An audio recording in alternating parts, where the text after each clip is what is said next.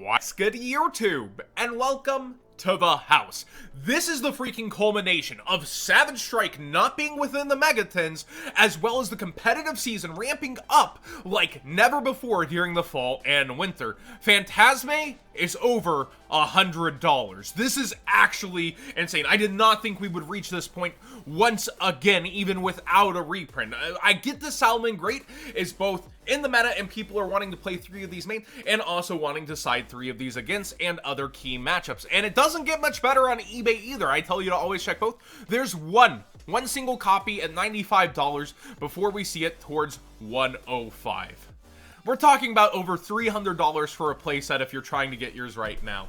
This is actually insane. And look at Extravagance right under. Remember these were just 60 not too long ago, floating at 70 now? Guru Control is a real contender this format. So my thoughts on this are twofold. The first part is I wouldn't just freak out and willy-nilly go, oh, I better get mine now, it might go up even higher. Cards tend to hug $100 when they spike to this maximum point because vendors can only sell it for $99.99 thanks to Konami if they're an OTS store.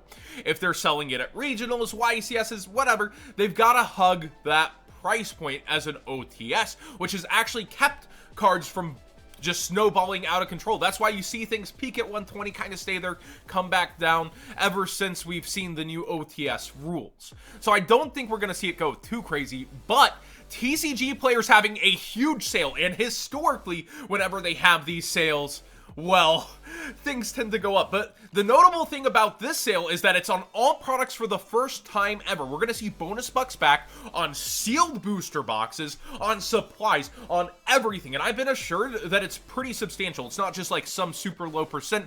They're trying this out for the first time ever, and they want it to be successful. So using my TCG player link in the description down below, be sure to not only bookmark that, but be ready for Friday because it's going to be interesting. So I'm wondering if the remaining copies will go off market, people will freak out and go for the eBay ones, or if they'll actually chill out at this point and people will be like, well, you know, X amount of dollars isn't enough back to be spending 100. I'll wait for it to fall back down. I'll wait for the March reprint sets. Hopefully bring some cool, maybe Battles of Legend if it takes that long. I think Savage Strike is the natural candidate for the focus to be on whatever the March reprint set is. So I would think we'd see either Extravagance, Phantazmay, or both around March. But yeah, big sale coming. Seriously, set the alarm, set the clock. It's going to be pretty awesome. And I was looking through sealed products that are coming out and other high dollar items. I'm wondering if people will actually bother to go for prismatics because these are like the most physical amount of dollars you'll get back is on these highest dollar items. So people might actually make the jump for some of these. But I'm seeing in like Facebook groups, people sell their pulls like the Pyro Phoenix here for around $250 already, and we're still in pre-sale prices. So I think we're going to see everybody rip open their cases, and we're going to see a huge flood of cards on the market versus the sale, and it's going to be kind of like this awesome storm to get to watch. And a lot of them are already lower. Like I remember people were trying to get 200s, now we see it towards 150. It's better than it was already. So I would personally just hold off and wait on those.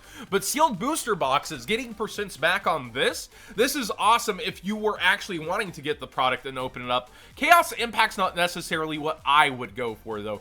I would probably be after Dual Devastator with your guaranteed pulls. I would be after the Gold Sark tins, which have in the Biru a 1/3 chance of getting over half your tin back already, and now you're getting bonus bucks back. I'd be after a couple different products than personally Chaos Impact if I've got that itch for some sealed.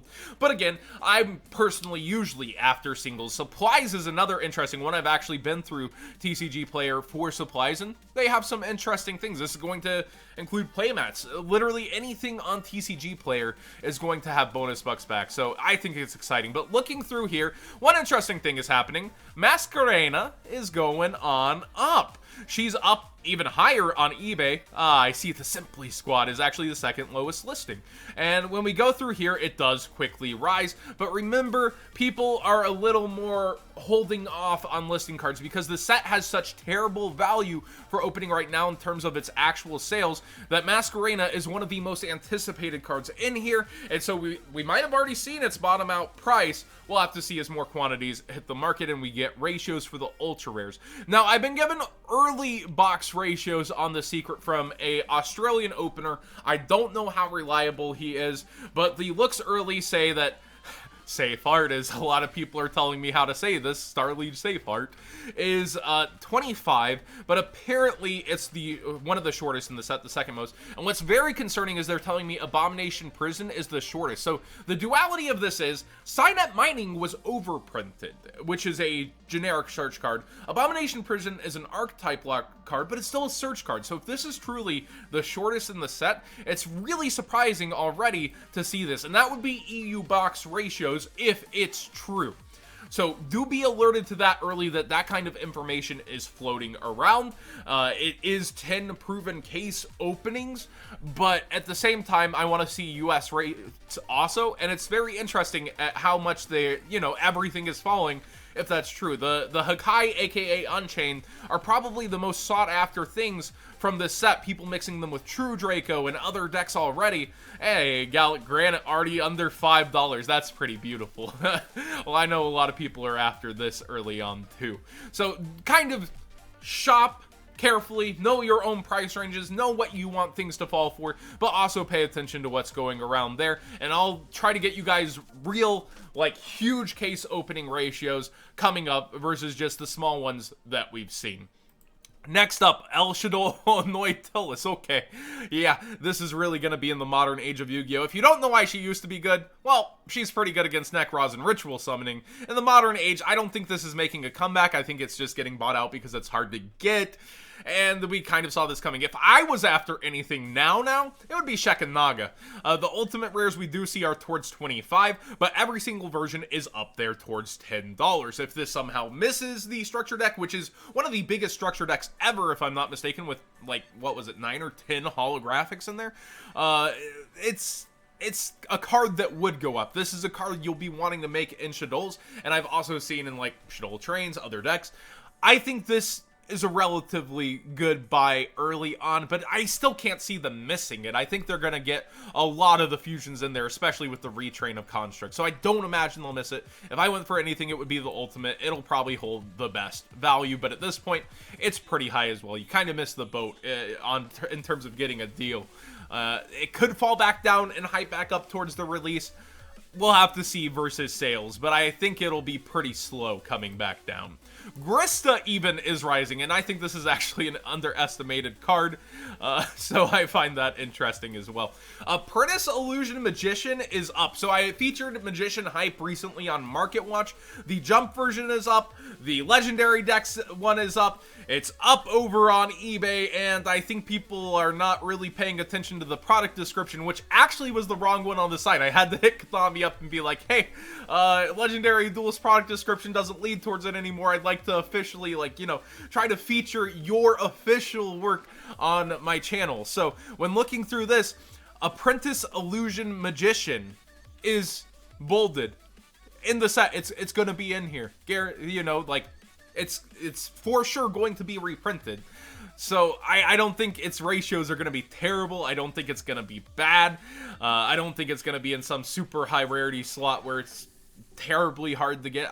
Probably a super rare, as there's only 8 supers in the set. They're still pretty easy to go ahead and get. It'd be weird if it was a rare common. That's so I might see why people want to hold on to their holofoil versions, but I seriously think we'll see some coolant at least on the non-jump ultra, even though it's locked behind a $30 MSRP of the Legendary Dragon decks and the Legendary Dragon decks. They're not easy to get. Chimera Tech's up out of here too when I'm looking through. Magician Navigation is up. I think there's plenty to chase after, and considering this is 5 different protagonist cards, we're not going to see a ton of reprints for each. They're not going to be able to hit everything on the head. And I was looking, it's actually a really oddly low number for this set. I think it's around, what is this, 56, 57 cards, something like that. So it's a very, very small set on top of it. So I think if anything is announced for reprint in here, its price is just destined to go down a bit. But I could see this staying up a little if it's not a holo reprint. So let me know your thoughts. Do you think this will earn a super rare slot, or do you think it'll be distributed down into the rares / commons? And what do you hope to see from the market in terms of the fallout?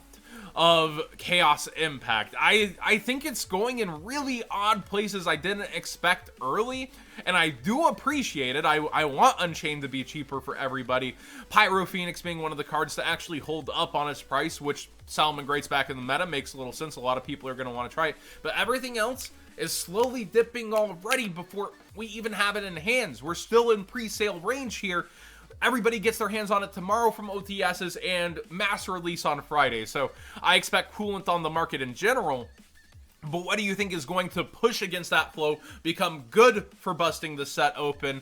And what do you think is going to actually dig its heels in the stand and stay? Because everything, for the most part, has just been falling, except for Masquerade and the Prismatics. Thank you so much for watching. Please subscribe if you haven't already. Give this video a thumbs up if you enjoyed the conversation. I try to get through everything a bit quicker today and stuff more in. Y'all seem to like that. And do pay attention. Friday, that's 11 Central, noon Eastern, this sale goes up. So you'll definitely want to pay attention to that as well.